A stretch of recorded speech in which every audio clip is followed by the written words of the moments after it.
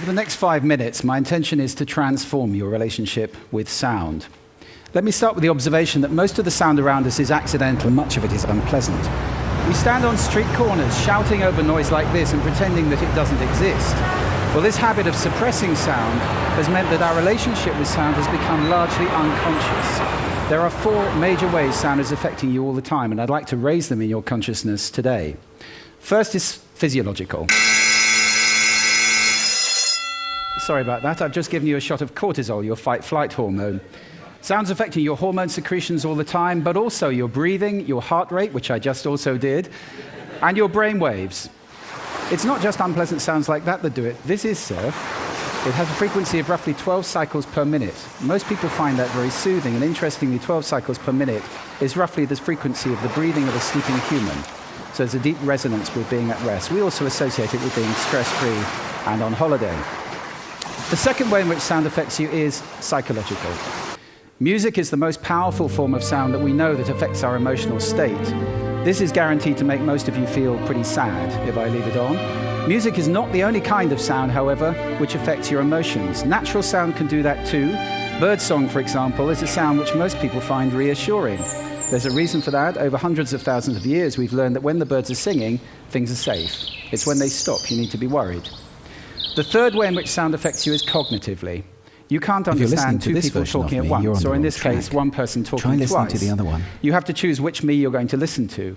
We have a very small amount of bandwidth for processing auditory input, which is why noise like this is extremely damaging for productivity. If you have to work in an open-plan office like this, your productivity is greatly reduced, and whatever number you're thinking of, it probably isn't as bad as this. You are 1/3 as productive in open-plan offices as in quiet rooms. And I have a tip for you. If you have to work in spaces like that, carry headphones with you with a soothing sound like birdsong, put them on, and your productivity goes back up to triple what it would be. The fourth way in which sound affects us is behaviorally. With all that other stuff going on, it would be amazing if our behavior didn't change. So ask yourself, is this person ever going to drive at a steady 28 miles per hour? I don't think so. At the simplest, you move away from unpleasant sound and towards pleasant sound. So if I were to play this, for more than a few seconds, you feel uncomfortable. For more than a few minutes, you'd be leaving the room in droves. For people who can't get away from noise like that, it's extremely damaging for their health. And that's not the only thing that bad sound damages. Most retail sound is inappropriate and accidental and even hostile, and it has a dramatic effect on sales. For those of you who are retailers, you may want to look away before I show this slide. They're losing up to 30% of their business with people leaving shops faster or just turning around on the door. We all have done it, and leaving the area because the sound in there is so dreadful. I want to spend just a moment talking about the model that we've developed, which allows us to start at the top and look at the drivers of sound, analyze the soundscape, and then predict the 4 outcomes I've just talked about, or start at the bottom and say what outcomes do we want, and then design a soundscape to have a desired effect. At last, we've got some science we can apply, and we're in the business of designing soundscapes. Just a word on music. Music is the most powerful sound there is, often inappropriately deployed. It's powerful for 2 reasons. You recognize it fast, and you associate it very powerfully. I'll give you 2 examples. Most of you recognize that immediately. The younger, maybe not.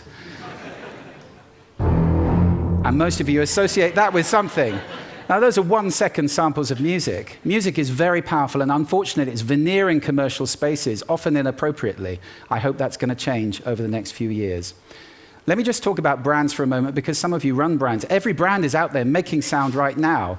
There are 8 expressions of a brand in sound. They're all important, and every brand needs to have guidelines at the center. I'm glad to say that is starting to happen now. You all recognize that one. This is the most played tune in the world today. 1.8 billion times a day, that tune is played, and it cost Nokia absolutely nothing. Just leave you with 4 golden rules for those of you who run businesses for commercial sound. First, make it congruent, pointing in the same direction as your visual communication. That increases impact by over 1,100%.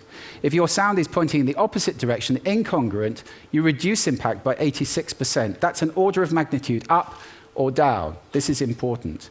Secondly, make it appropriate to the situation. Thirdly, make it valuable. Give people something with the sound. Don't just bombard them with stuff.